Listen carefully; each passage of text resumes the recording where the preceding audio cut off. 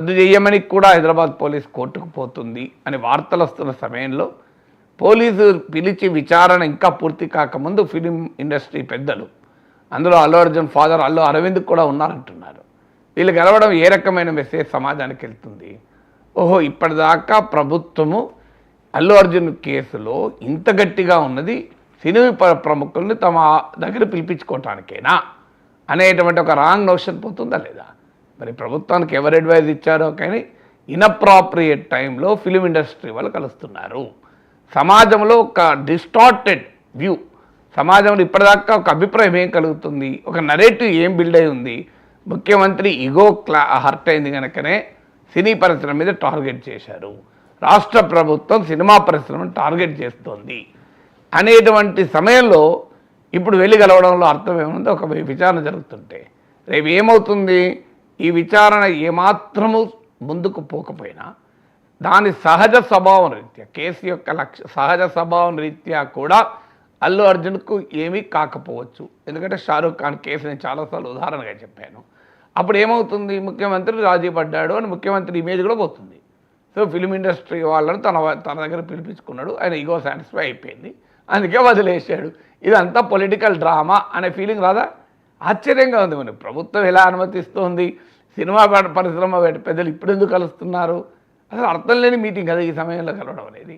కలవకూడదని నేను అంటలేదు, సందర్భం కూడా ఇంపార్టెంట్ కదా. నువ్వు ఏ సమయంలో కలుస్తావు? తాటి చెట్టు కింద కూర్చొని పాలు తాగినా నీళ్లు తాగినా అది కళ్యాణుకుంటారు కదా జనం, అనుకోరా? ఇప్పుడు సమాజంలో ఏ రకమైన మెసేజ్ పోతుంది? నిన్నటి దాకా had beat film veterans, Komatireddy Venkat Reddy attack, ముఖ్యమంత్రి రేవంత్ రెడ్డి అటాక్, ఓ ఎమ్మెల్యే అయితే కాస్కో కూర్చుకో పగటి వేషకాలు తిట్టడం, సడన్గా మళ్ళీ అక్కడ కట్ చేస్తే సినిమా పెద్దలు ముఖ్యమంత్రితో కలవడం, ఆ ఫోటోలు మళ్ళీ ఇవాళ వీడియోలు, అందరూ సర్వే జన సుగుణవంత ఎవరు పిచ్చోళ్ళు ప్రజలా అంటే మీరు కొట్టుకుంటారు, తర్వాత మీరు కలుస్తారు, మేము ప్రజలు పిచ్చోళ్ళం ఇన్ని రోజులకి చర్చించబెట్టుకున్నది అనే భావన సమాజానికి కలవదా? ఈ చిన్న విషయం అని ప్రభుత్వానికి ప్రభుత్వ పెద్దలకు ఎందుకు అర్థం కాదు? నిజంగా ఆశ్చర్యం వేస్తుంది.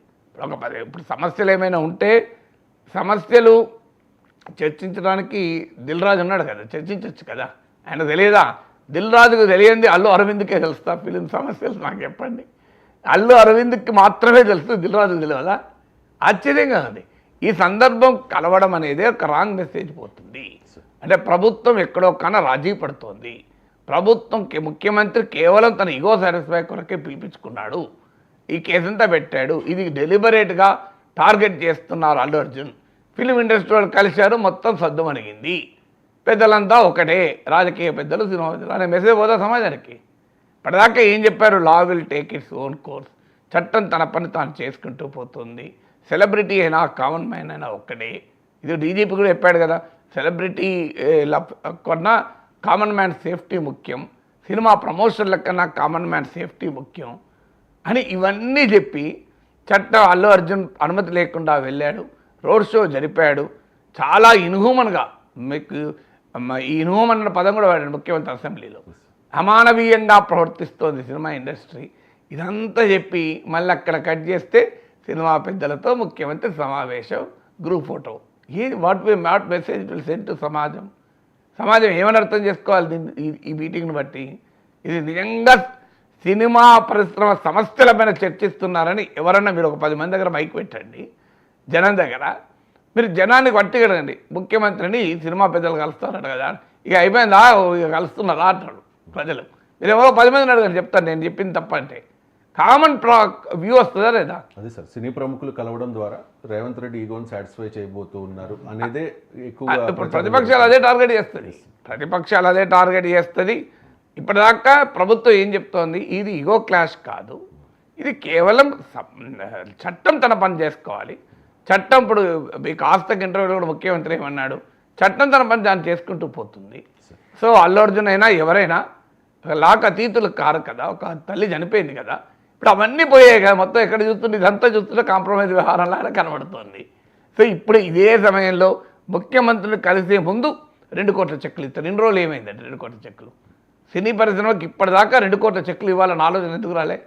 ఇప్పుడు ఎందుకు వచ్చింది సడన్గా? ఈ ఇన్సిడెంట్ జరిగి ఎన్ని రోజులు అయింది? మీకు December 4th జరిగింది, అవునా కదా? ఇవాళ 21 days తర్వాత 2 కోట్లు ఇవ్వాలని తోచిందా అండి?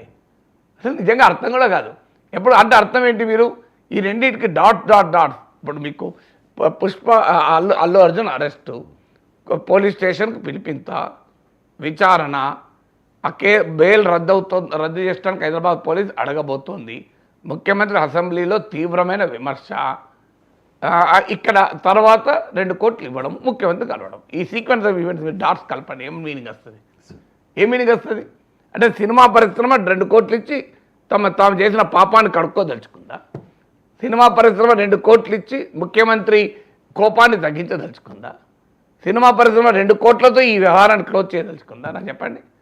అంటే ఏ వాట్ డస్ ఇట్ ఇండికేట్ అండి? నాకు నిజంగా మీరు 2 కోట్లు ఇవ్వడం సంతోషం, సంతోషం, కానీ ఈ 2 కోట్లు ఇవ్వడానికి 21 రోజులు పట్టిందా? మీకు 2 కోట్లు ఇవ్వా? సినిమా 1000 కోట్లు కలెక్షన్ తెచ్చుకున్నాక, సినిమా యాక్టరే హీరోనే 300 కోట్లు తీసుకున్నాక, మీకు సినిమా డైరెక్టరు, ప్రొడ్యూసరు, హీరో కలిపి 2 కోట్లు ఇవ్వడానికి 21 రోజులు డిసిషన్. 21 రోజులు పట్టిందా అండి? అది కూడా ఉస్మానియా విద్యార్థులు వెళ్ళి ₹1 కంపెన్సేషన్ అల్లు అర్జున్ ఇవ్వాలని దాడి చేసినాక మీరు ఇస్తున్నారు అంటే అర్థమైంది. ఓహో, రేపటి నుంచి మళ్ళీ మీ మీదకి వస్తే మీరు అప్పుడు పెంచుతారా? ఇవన్నీ ముందు చేయాలి కదండి. ఇదంతా 21 రోజులు ఎందుకు పట్టింది సినిమా పరిశ్రమకు? దీనికి ఆన్సర్ ఉండాలి కదా. అది కూడా ముఖ్యమంత్రిని కలిసే ముందు మీరు చూడండి sequence of events. What does మీకు కనీసం ఒక పని చేసేటప్పుడు ఆప్టిక్స్ అంటారు, అంటే చూసేవాడికి మేము నిజాయితీగా చేస్తున్నాం, ఇందులో ఏది డీల్స్ లేదు అని. ఇప్పుడు ఈ వ్యవహారం మొత్తం చూస్తుంటే ఏం మెసేజ్ వస్తుంది? ఇదంతా ఎక్కడో కేసును క్లోజ్ చేస్తానికి జరుగుతుంది, తతంగంలా కనబడతలేదా? That will damage the image of the film industry, it will damage the image of the chief minister also. మరి ప్రభుత్వానికి ఎవరు అడ్వైజ్ ఇస్తున్నారో నాకు తెలియదు. మరి ఇంతమంది అడ్వైజర్లను పెట్టుకున్నారు, ఇదేం అడ్వైజర్ నాకు అర్థం కాదు. ఎవరైనా చెప్పాలి కదా సార్, ఇది సందర్భం కాదు. ముఖ్యమంత్రి అంటే చాలా పనులు, పని ఒత్తిడిలో ఉంటారు, ప్రాక్టికల్గా అయిన సమయం ఉండకపోవచ్చు. Somebody should give the feedback. Party ఎందుకున్నది కాంగ్రెస్ పార్టీ. సార్ ఈ సమయంలో మనం మంచిది కాదు, ఇప్పుడు కలిస్తే రాంగ్ మెసేజ్ వెళ్తుంది. సో దెర్ ఈజ్ ఈక్వల్ సమయం ఉంది కదా, సమయం సందర్భం ఉంటుంది కదా. ఫిల్మ్ ఇండస్ట్రీ కలవడానికి మీరు చీఫ్ సెక్రటరీని కలవండి, ముఖ్యమంత్రి కలవడం ఎందుకు? ముఖ్యమంత్రి కలిస్తేనే సినిమా వాళ్ళ సమస్యల పరిష్కారం అవుతాయా? నిర్ణయాలు తీసుకోవాలి, జీవోలు ఇవ్వాల్సింది చీఫ్ బ్యూరోక్రసీ కదా. నిజంగానే ఇది సమస్యల మీదనే అయితే ఏంటి ఆ సమస్య లిస్ట్ చెప్పండి మాకు. ఏడాదిగా ఎన్నడూ చెప్పలే కదా. ఈ ఏడాదిగా కనీసం ఫిల్మ్ ఇండస్ట్రీ ఎంతమంది పెద్దలు వెళ్ళి, కొంచెం చిరంజీవి ఎవరో కలిసినట్టున్నారు, సినిమా పరిశ్రమ ఫార్మల్గా నేను వెళ్ళి ముఖ్యమంత్రి గ్రీట్ చేసింది నాకు చెప్పండి. ఇప్పుడు సాధారణంగా బిజినెస్ బాడీసు, ఇండస్ట్రీ బాడీసు, ప్రముఖులు, వెటరన్స్ వెళ్ళి కలిసి గ్రీట్ చేస్తారా చేయరా? మరి సినిమా పెద్దలు ఎవరు పోయి కలిసి గ్రీట్ చేశారు చెప్పండి నాకు ముఖ్యమంత్రిని? మనమైతే మీడియాలో చూడలేము, మరి నాకు తెలియదు. వ్యక్తులుగా కలిసినట్టున్నారు. అది ఇండస్ట్రీ చెప్పదు, వ్యక్తులుగా ఎవరైనా కలవచ్చు, కానీ ఇండస్ట్రీ అనేది దానికి ఒక బాడీ, ఒక ఆర్గనైజేషన్ ఉంటుంది కదా. ఇండస్ట్రీ నుంచి కలిసింది ఇదే ఫస్ట్ టైం సార్. ఇదే మరి ఏడాది పెట్టింది కదా మీకు. ఒక ముఖ్యమంత్రి తెలంగాణలో కొత్త ముఖ్యమంత్రి వచ్చాడన్న తెలవడానికి, కొత్త ముఖ్యమంత్రి వచ్చాడు అని తెలవడానికి 1 year పట్టింది. అది కూడా ఎప్పుడు తెలిసింది? అసెంబ్లీలో ఫుట్బాల్ ఆడితే తెలిసింది మీకు, అవునా కదా. అసెంబ్లీలో ముఖ్యమంత్రి ఫుట్బాల్ ఆడకపోతే ఇప్పటికి కూడా కలిసేవాళ్ళు కారేమో. What does it mean? అసలు ఫిల్మ్ ఇండస్ట్రీ గౌరవం తగ్గుతుంది, ప్రభుత్వం పట్ల ఇమేజ్ తగ్గుతుంది.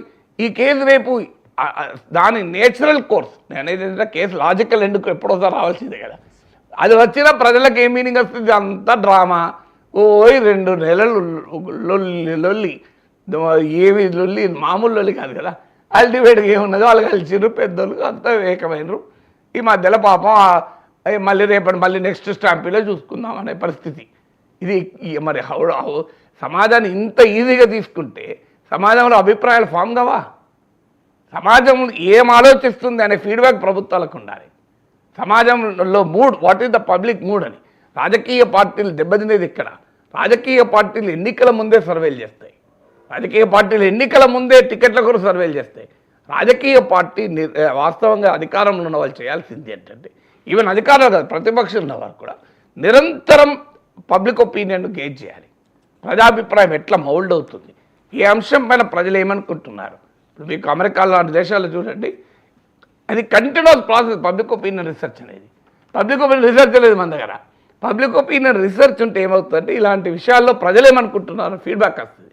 ఎందుకంటే ఈ ఫిల్మ్ ఇండస్ట్రీ వాళ్ళకి కలవాలా లేదా అనేది 4-5 రోజుల కింద డిసైడ్ అయి ఉంటుంది కదా. నిన్న రాత్రి 10 గంటలకు డిసైడ్ కాదు కదా. ఈ 4-5 రోజుల్లో ఇన్స్టాంట్గా ప్రజల ఫీడ్బ్యాక్ తీసుకుంటారు, సమాజంలో ఏ రకమైన అభిప్రాయం ఫామ్ అవుతుంది. అందువల్ల ముఖ్యమంత్రిని ఫిలిం ఇండస్ట్రీ పెద్దలు కలవడం తప్పులేదు, సమస్యలపైన చర్చించడం తప్పులేదు. కానీ ప్రతిదానికి ఒక సమయం సందర్భం ఉంటుంది. ప్రతిదానికి ఒక సమయం సందర్భం ఉంటుంది. మీరు ఈ సమయం సందర్భం మాత్రం ఖచ్చితంగా సమాజానికి రాంగ్ మెసేజ్ పోతుంది. ఫిలిం ఇండస్ట్రీ గౌరవాన్ని తగ్గిస్తుంది. ముఖ్యమంత్రిని పొలిటికల్గా అటాక్ చేయడానికి అవకాశాన్ని ఇస్తుంది. ఇక భారతీయ జనతా పార్టీలో నెంబర్ 2 అమిత్ షాను టార్గెట్ చేసి ఈ మధ్య ప్రతిపక్షాలు ముఖ్యంగా